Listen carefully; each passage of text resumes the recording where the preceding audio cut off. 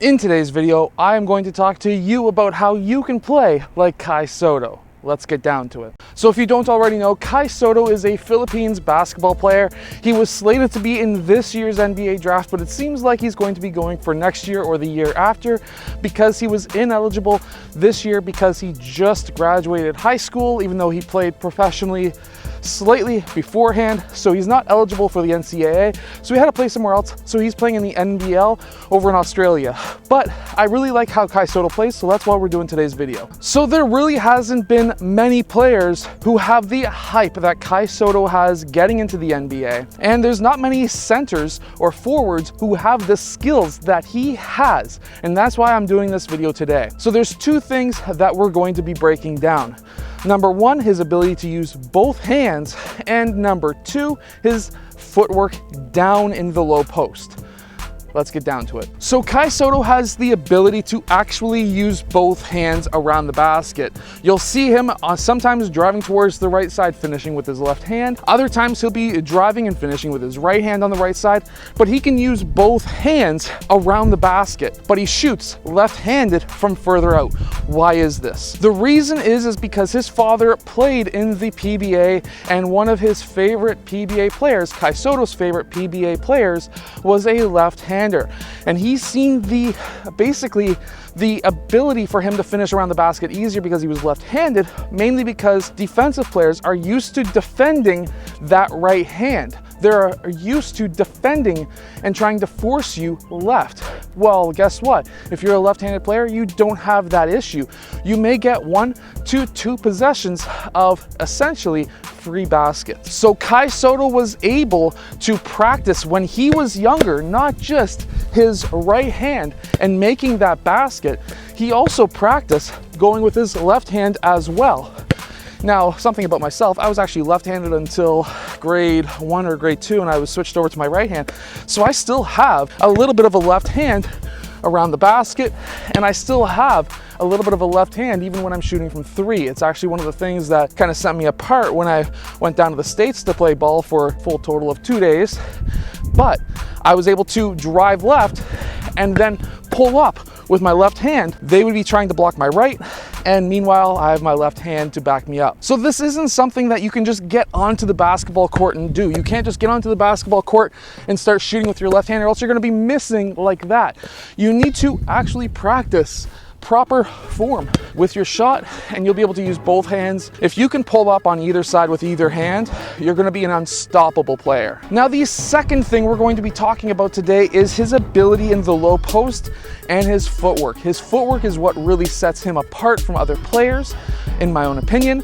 And I think even though he can shoot threes any day, I feel like his low post skills are going to really set him apart. So one thing that he does really well is when he catches that ball, he usually, in most cases, will land on both feet.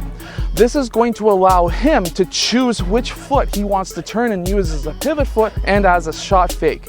So for example, a simple up and under that he uses is he catches it on both feet, and then he's able to pivot.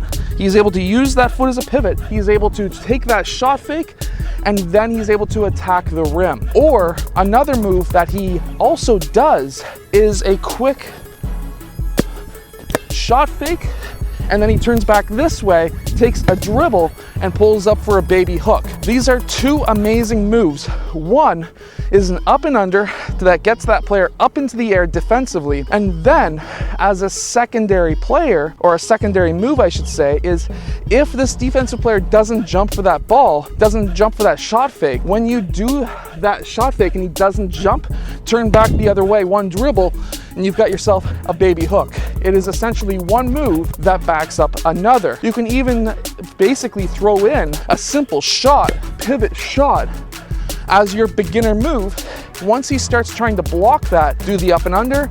Once he stops going for the up and under, you can do the shot fake, pivot, baby hook. So it's gonna look like this.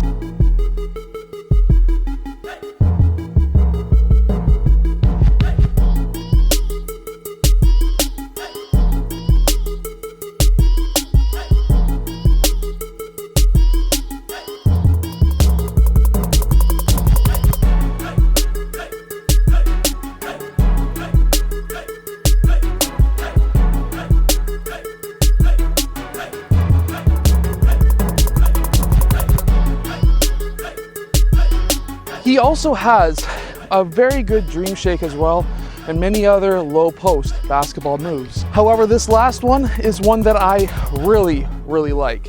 You can find even more in another video that I did as well. Definitely will be tagged up in the corner. So this next move is when he gets it roughly in the mid post, what he's going to do is 1 to 2 dribbles towards his defender.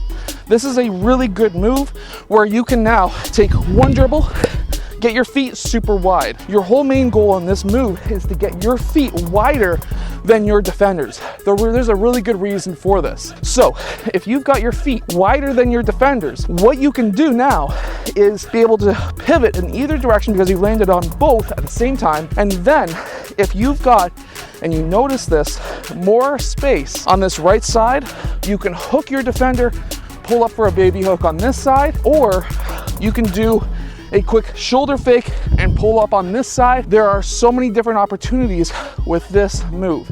Being able to land on both feet is extremely important.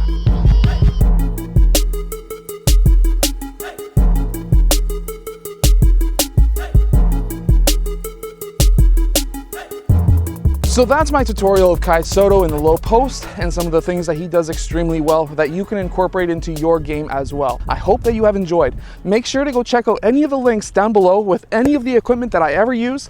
I'll see you guys again next time.